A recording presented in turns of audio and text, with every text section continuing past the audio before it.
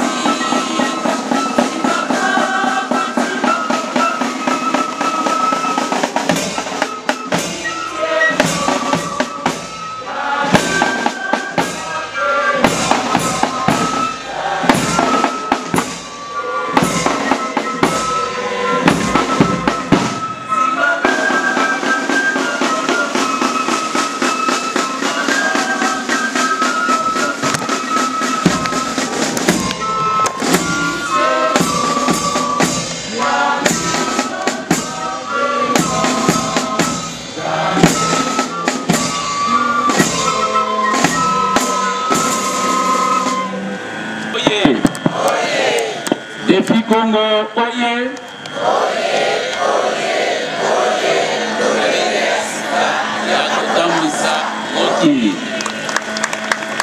Merci.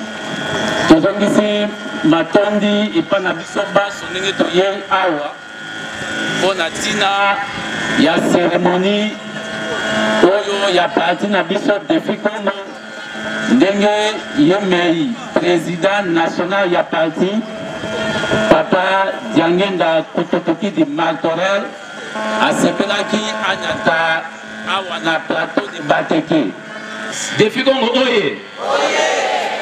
Donc si ça pour ça, au moins 99% ya ba Congolais bazali convaincu que mboka oyo ekoki kobonga lisusu te. Mais parti oyo elobi mboka oyo ekobonga. Yango parti Défi Congo ezali ko relever un défi. Et si kabiso na bino tomoni ke mboka oyo ekoki su kobonga te, kasi parti to bengi yango Défi Congo ekani ke ekobongisa mboka oyo. Tina ya défi yango wana. Soki tozali koloba yango Congo, peut-être mingi bakomona kaka ke bo Congo wana ezali na ka ezali likambo ya ba Congo te. Mboka na biso République démocratique du Congo liboso ezalaki royaume. Babandaki kobenga yango royaume Congo. Ezwaki etando na biso ya Congo démocratique, ezwaki etando ya Angola na Congo Brazzaville nde tozalaka royaume Congo oyo ezalaka kokambema na roi Nzingakuvu. Tango mindele baye ko coloniser biso yango bapanzaki biso bapanzaki royaume wana parce que ezalaki royaume oyo ezalaki na puissance makasi yango tokabwani na ba pays misato. Mais tozalaki nde royaume pe ezalaki royaume ezalaki na nguya na puissance makasi koleka ba royaume nyonso awa na se ya mokili. Yango wana Défi Congo ezali kaka awa na Congo démocratique te. Défi Congo kokuta yango ezali pe na Angola, ezali na Afrique du Sud, ezali na Congo Brazzaville, ezali na mikili nyonso. Parti oyo ya biso parce que bazali komona ke vision na yango, idéologie na yango ezali eloko ya malamu. Motuna mosusu toza komituna, est-ce que les chrétiens peuvent faire la politique? Est-ce que basali na Nzambe bakoki kosala la politique? Défi Congo oye. Motuna wana ezali motuna tokaki biso toza komituna yango. Tomoni papa Diangenda Kututuki di Martorel toyebi azali mosali ya Nzambe munene na yamba kimbangiste. Tomoni pe peut-être bato bakolobaka mais bino ba kimbangiste toyoki bosali parti politique. Est-ce que ba Christ peut kokoti na politique? Défi Congo oye. Soki tozui définition ya politique na ba classe ya université ne totangi tina ba secondaire. Politique ezali l'art de diriger la cité. Lolenge ya kotambwisa mboka. Lolenge ya kokamba batu. Kasi Et si quelqu'un repère sa passe, c'est ali, ndenge tozali comment la politique na mikolo ya lelo. Oto bengi yango politique et politicienne. Oyo politique ezali basée si démagogie, lokuta kokosa. Politique oyo ezali basée si théorie ya machiavélisme. Okolinga obomata moninga na opo yozwa bokonzi. Politique oyo ezali basée sur ba détournement to miyibi, koyiba mbongo ya pays. Yango esika wana ndeza kopesa biso somo ke biso pe basali ya Nzambe toke kokota na ndenge ya makambo wana. Mais toyeba na solo ete politique elobi moyibi te.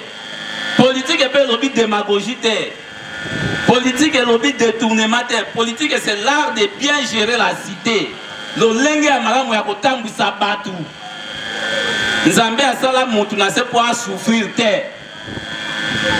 Yango wana toyanoli na motuna wake oui. Biso ba chrétien tokoki kosala politique. Nayebi Marini Bodo un gars scientifique na église catholique a commis ouvrage moko alobi ce sont les chrétiens qui devaient faire la politique. Tous on a un exemple. Les oyo tous voient que kobanda secteur, ba ministre, ba député, ce sont des vrais serviteurs de Dieu. Si kuna na suka ya ba poste ya minene ya mboka ke bazali ba vrais serviteurs de Dieu ya solo. Est-ce que moto azali mosali ya Nzambe ya solo akosepela moninga ne ala lanzala? Moto oyo azali mosali ya Nzambe ya solo azali ministre akondima ali ya salaire ya travailleur mususu pendant des années. Moto azali un vrai chrétien bapesi mbongo 1 million bongi sanzela na biso elongwa Kinshasa ekende Congo Central ekende Lubumbashi ekende province orientale po biloko ebima eya awa na Kinshasa. Moto azali un vrai serviteur de Dieu akolinga ko détourner mbongo wana defi Congo oye. Donc soki totali na solo bato bakoki kosala politique nde ngai na yo oyo tobengami basali ya Nzambe. Yango wana tomoni ye moko Papa Diangenda kututuki di Martorel mosali ya Nzambe ya munene andimi alobi totia maboko esika moko po totambolisa mboka na biso à travers parti politique Défi Congo. Kobanga te politique kosala politique ezali réservé na classe moko songo pakalate. Mwana nyonso moi Congo oyo azali na posa ya kosala politique akosala. Yango wana parti politique Défi Congo et botami esengi ngai na yo to adhérer massivement to landana no vision oyo président national biso azali na yango total la soki ekozala impossible pour to changer mboka na biso. Comment expliquer tozali na fleuve Congo, tozali même na lac les plus poissonnés du monde, mais il faut donc que ne koluka kosomba pio dina Namibie po ye yawa. Défi Congo oye. Yango wana parti Défi Congo etelemi po ebongisa makambo. Congolais aza isusu na inquiétude te pona ndenge ya kolia, ndenge ya kolala, ndenge ya kotangisa bana. Yango baye bakoki kotambwisa mboko na solo ezali ngai na yo basali ya Nzambe. Chrétien mosali ya Nzambe akoki kosala politique eboyisami te. Ye kutu nde akomarke différence ya malamu. Mais idéologie ya parti politique Défi Congo ezali basé sur la théocratie. Théocratie elingi koloba nini? Théocratie ezali système politique oyo bazali kotia Nzambe liboso, bazali kotia Nzambe na kati ya activité na bango. Parce que soki tozwi Nzambe totie na centre ya activité na biso okozala na bobangi ya kodetourner mbongo ya l'État po ozobanga Nzambe. Okozala na bobangi ya koyokisa ndeko no pasi. Yango wana parti oyo ya biso Défi Congo ezali basé sur la théocratie. C'est-à-dire un système, un régime politique oyo etambwisami ezali géré par des serviteurs dédiés. Défi Congo oye. Wana nde ezali mwa ba différence mike tokomona kati ya parti politique Défi Congo na ba parti mosusu. Congo oye. Bana plateau oye. Bana Kipeti oye. Na motuna wana tolobi boye. Défi Congo ezali parti seulement ya ba kimbangiste te. Ezali parti o esalemi pona ba congolais nyonso. C'est un parti de masse. Et kozwa mutu nyonso aye totie maboko esika moko na papa Martorel totala ndenge nini tokoki kokamba mboka oyo ezali na kita mingi congolais a bénéficié na richesse ya mboka oyo. Parti Défi Congo mukolo moko te akotinda ba cadre na ye ke kende na télévision kende ko critiquer parti politique mosusu. Kende na télévision okende ko démati ou ko kosa likambo moko songolo pakala. Na parti na biso tokolingaka bato ya ndenge wana te. Défi Congo oye. Na banza na bokuse mingi tokokaki koloba bongo ke parti politique Défi Congo eye pona ngai na yo. Nazali kutu koloba ngo ke awa naza komona effectif oyo tozali eza muke. Mais soki okei na Kisangani parti oyo Défi Congo kobanga ndenge bato bazali kosala adhésion de jour au jour. Na ba territoire mosusu na est kokuta ba comme il y a plus de 4000 adhérents. Mais awa na yebite na plateau de Bateke tango tokotuna banani basali adhésion na parti batia maboko likolo na kosala kutu exercice wana. Défi Congo oye. Tozali awa entre biso bato oyo basa komisi kombo na bango na parti Défi Congo batia maboko likolo to mona bango. Ah, ça c'est bon. Défi Congo oye. Allez, topeta maboko pona bandeko na biso. Siko kobandi ko prouver biso un peu le contraire, ça c'est bon. Je crois autre kai ko ba pona parti yango wana. Ezali parti ya peuple congolais nyos. Et salemi na papa Diangenda Kututuki di Martorel. Ezali parti au biso tozo benga ngo parti espoir pour la libération des peuples congolais. Oya wuti ko umela na kati ya bombo na kati ya pasi. Toza na espoir parce que ezali parti ezali ko kamema na motu oya yebi nzambe. Mosali ya nzambe ya munene. Yango ngai na yo peuple congolais bana plateau de Bateke bana Kipeti to soutenir parti au point kende liboso na bitumbo to za ko kende liboso awa to yebi na 2023 to bimisa ba député provinciaux nationaux ba sénateurs bisika nyos ba bourgmestre to zo bango po kuna nde ba koyeba ndenge nini akogere mboka na biso na ndenge ya malamu. Soki to moni ba ministre musu ba ngi ko iba yo comme mwana ya Défi Congo ko ba biso to ko iba ka te. Défi Congo oye. Na bokuse na suki wana. Merci beaucoup. Et tozali ko benga secrétaire interfédéral la Kinshasa Django aleka liboso mpona liloba motuya pe kokoba na manaka masikali. Défi Congo oye. Défi Congo oye. Défi Congo oye. Sika yakotambusa mokili. Merci nakanisi to uti kolanda mwa di solo muke nde ba uti kopesa biso na secrétaire interfédéral ya Chopo. Nya uti la Kisangani. Azalaka wate. Aine kana milulu ya Défi Congo.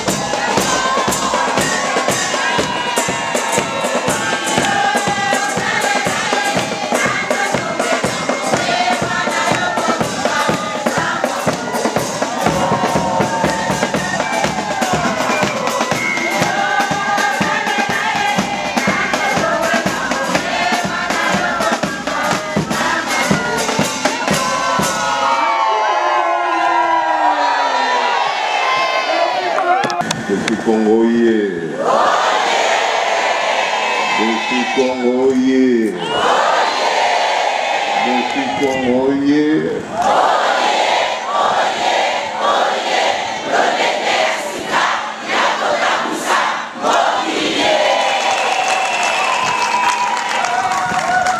Bana ya Flavier. Bana Défi Congo ye. Défi Congo ye. Défi Congo ye.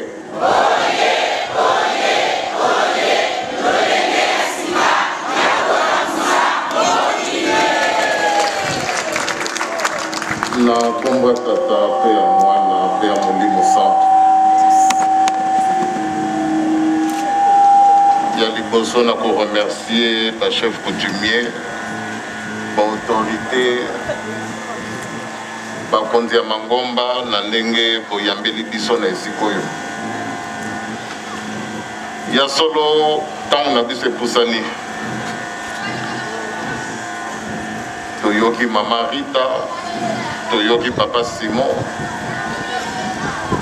toyoki Papa conseiller Papa Django, na nyonso tu ndenge lobabi na esika oyo. Ya solo bana ya Défi Congo, likambo oyo ekoki kobima likambo ya sika. Soki kaka nazwi nzembo yeyembami awa, Nzambe aponi yo. Nzambe aponi bino. Nzambe aponi bino. Tosalela ye. Pamba te na ntango oyo tokomi, tomoni ete pasi eleki. Kolala kolamuka quotidien na biso ekomi kaka routine. Ndenge Papa Simon atalisi biso ba tout à l'heure. Okanisa ke yo na ngai espoir eza lisusu te. Et Défi Congo eye mpona kotalisa yo ke espoir ezali nanu. Mais esengeli nanu ke ondimela likambo na yo moko oyo Nzambe apesi yo. Papa Simon Kimbangu pamba te Défi Congo ezali basé na enseignement na ye. Ndenge lelo ba parti ebele ezali oyo ezali basé na religion na bango, eza nango normal. Donc lelo parti na biso ce n'est pas le christianisme. Ezalité, ce qui protestantisme, ce qui islam, non. Biso ezali basé sur l'enseignement de Papa Simon Kimbangu, sur le kimbanguisme. Ezate qu'il faut à la kimbanguiste. Dengue Papa Simon talisi biso, non. C'est vrai que ezoki makongo pambater, nazali koko ya Papa Simon Kimbangu. Mais nazawa te pona na imposer mutu religion to lingomba ya Papa Simon Kimbangu, non. Tozande kotalisa enseignement oya memili biso. Bobangi ya Nzambe oyo ya talisi biso. Donc Papa Simon Kimbangu tia ye na mokili oyo toyebi oyo nyonso to ya sali. Aye kofandisa, aye kopesa yo na ngai pouvoir spirituel. Toyebi o nyonso to Papa Simon Kimbangu asali. Mwana na ye ya suka aye kofandisa pouvoir scientifique.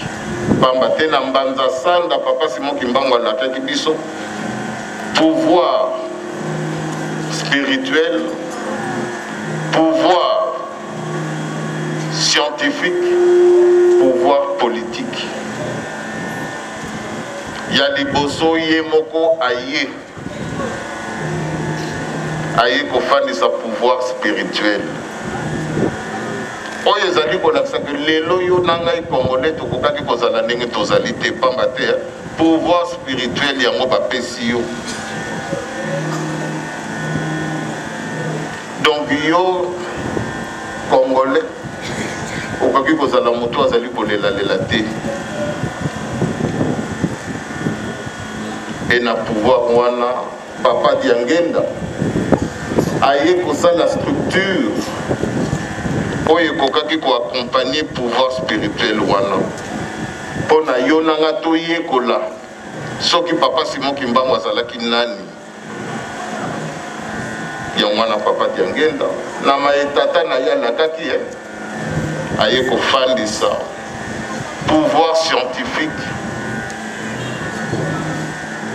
aye enseigner biso le kimbanguisme et aye enseigner biso qu'à partir du kimbanguisme voilà ce que nous pouvions faire to nini yango tokokaki kosala na enseignement ya papa Simon Kimbangu totongi ba école makambo nyonso tout esengi na société moko boye ekoka kosala to ezala na yango na santé aye kotonga ba hôpitaux na éducation atongi ba école ba université pouvoir scientifique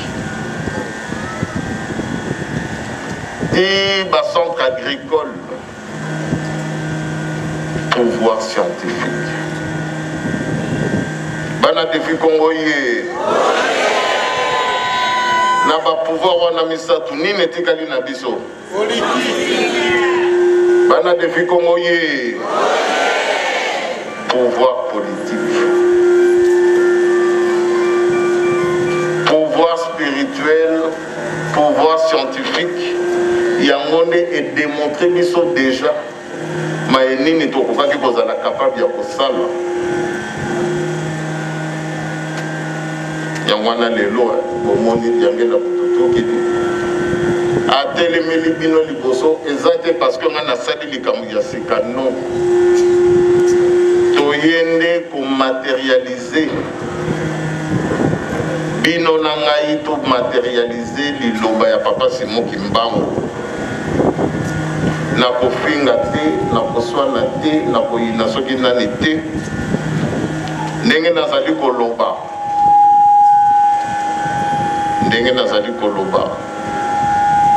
nalingi mboka na biso nalingi mboka na biso ya solo nalingi mboka oyo mais nalingi yo congolais koleka mboka pamba te mokili oyo mboka oyo ti nzambe asali yango mpona niyama te soki nini me asali mokili oyo mpona yo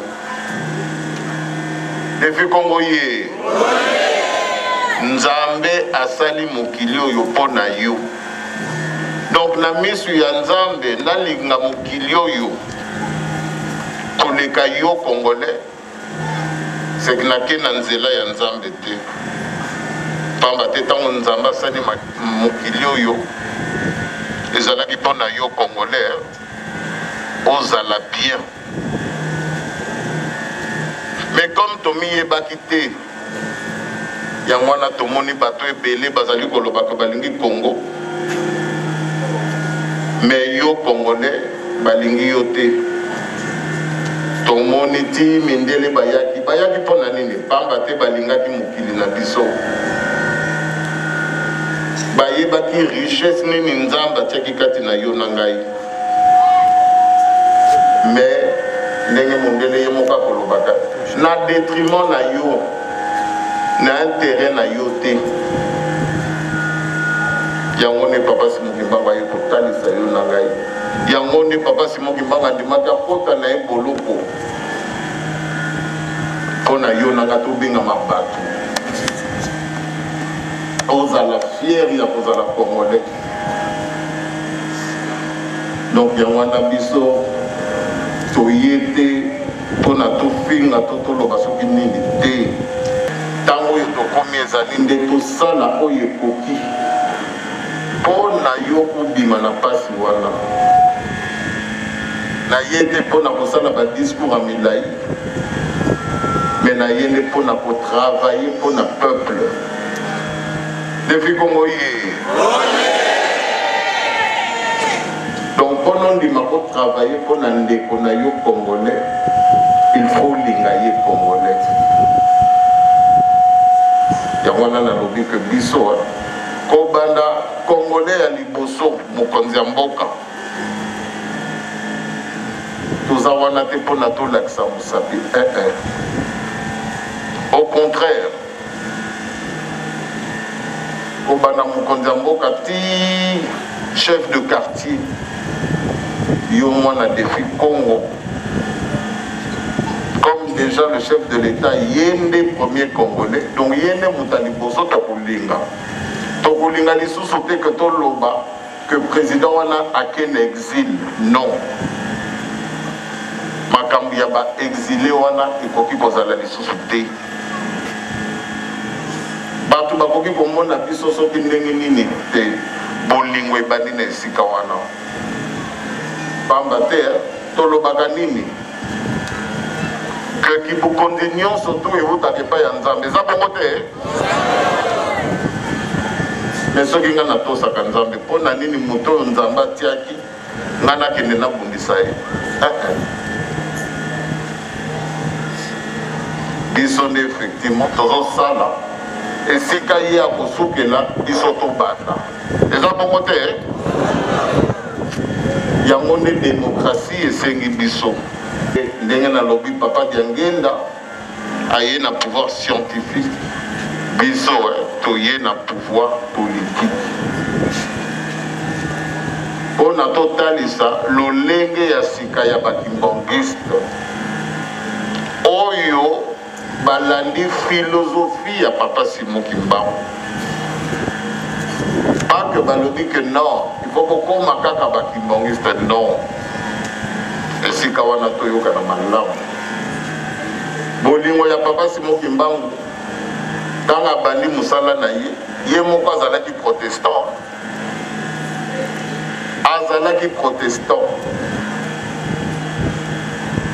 mais ntango likambo na ye kokaki na mai azalaki koloba mpe azalaki kosala bango moko baprotestant moto balongolaki ye. Donc voilà bani ya Défi Congo bolingo oyo papa Simon Kimbangu alakisaki etumba na ye ezalaki mpona bakimbangiste te mais mpona congolais mpona motu mwindu mpona yo africain yango wana bana ya Défi Congo ntango ekoki mpona yo na ngai kosepela na biso ebakisama eleka eza bongo te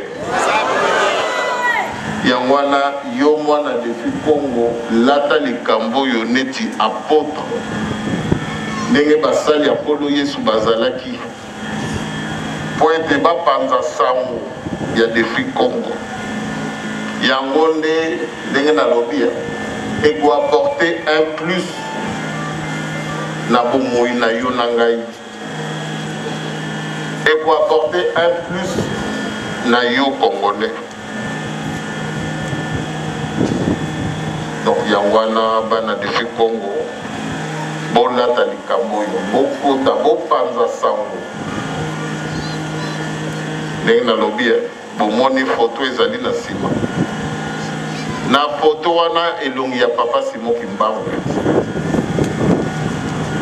oyo mokili oyo Congo mobimba tozali ko reconnaître ye comme héros national.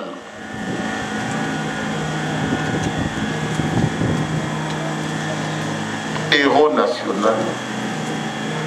Donc lelo ezali lingomba te mais ezali parti politique oyo Etienne Nzambe na liboso yango wana bomoni na bandi na komba tata pe ya mwana pe Molimo Santo pamba te souci na biso ezali que Nzambe se manifester kati na biso ezali te que toya kaka kolobaka non toyende mpona tosala yango wana Défi Congo esalemi po ete yo congolais olamuka po ete na ntango tokangani na ntango tolingani totonga mokili na biso totika kolakisa bamosusu misapi o likolo ya mindele non bamindele baprofite kaka pamba te yo ozolala eza neti moyibi akoti na ndako na yo yolali akoyiba yo biloko na yo nyonso pamba te yo olali me soki oza kolamuka bakoyiba yo yango wana tolamuka ntango moyibi amoniki alamuki obundi na yo te me moyibi amoni que tu es réveillé oza ya kotelema moyibi akokota te yango wana defi kongo eyeya mpona olamuka ozwa conscience ya likambo ya motuya yo congolais ozali na yango donc ntango ekoki totelema osalela mboka na yo à travers ndeko na yo congolais yango ne papa Simokimba balakisi biso eza te ke tolanda malongi eza likambo ya lingomba te j'insiste eza likambo ya héros national na biso na enseignement oyo apesi biso oyo mwana na ye amoni que oui enseigner le kimbongisme tolakisa mpona nini papa Simokimba andimaki sacrifice wana ya kosala 30 ans de prison alakisaki kalingaki congolais koleka libota na ye moko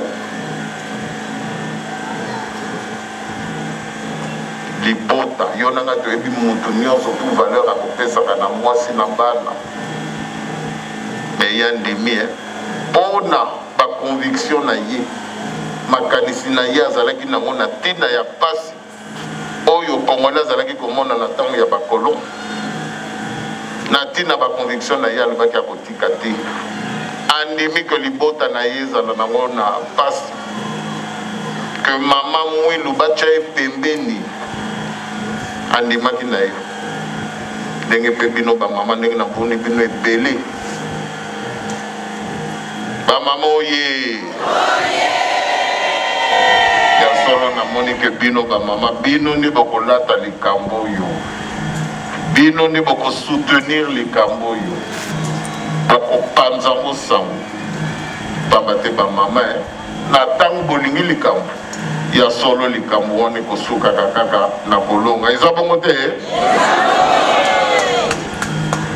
yango wana bana defi kongo ntango na yo nanga ekoki tomema mpe libanga na biso na construction ya mboka na biso que héros national esuka kaka te na héros esuka kaka te na bamusée mais musée na biso ezala mboka na biso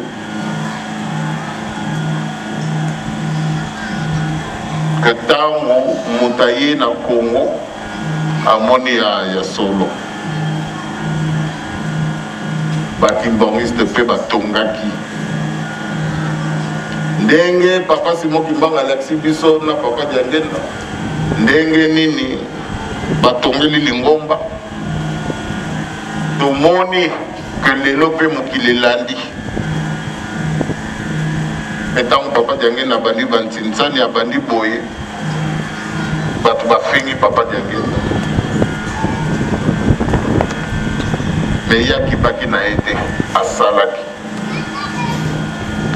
ndenge mpe biso lelo pouvoir politique oyo papa Simokimba alakaki tofandisa yango na kofinga te na koswana te na koyina te me ndenge nalobi kobanda le premier congolais ya mboka oyo tokolinga ye ti na congolais ya suka tokolinga ye pamba te le kimbongisme philosophie ya papa Simokimba pas en tant que religion mais ndenge nalobi la philosophie la pensée de papa Simokimba yango nde moto ezali soubassement ya défi Congo makasi na nga nazozwa ngo na enseignement ya papa Simon Kimbangu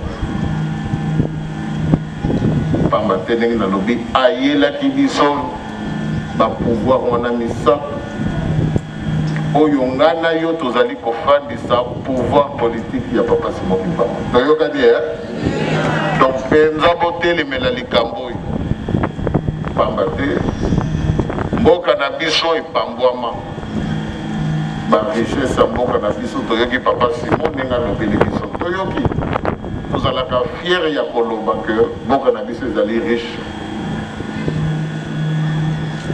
tozalaka fiere mais est-ce que nakokozala fiere na ntango mwana na ngai ndeko na ngai mama na ngai tata na ngai aza na pasi voilà tokoki kozala fierté donc ntango ekoki nde tozongisa fierté na yo congolais liboso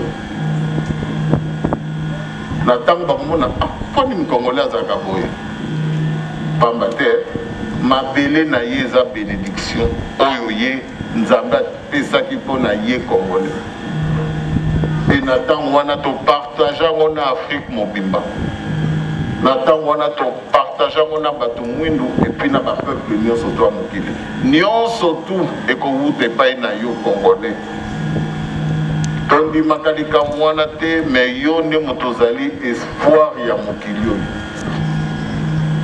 donc yango wana bana defi Congo totelema tosimbana mpona totonga mboka na biso na sukisi wana na kombo tata mpe ya mwana mpe ya moto mosantu amen.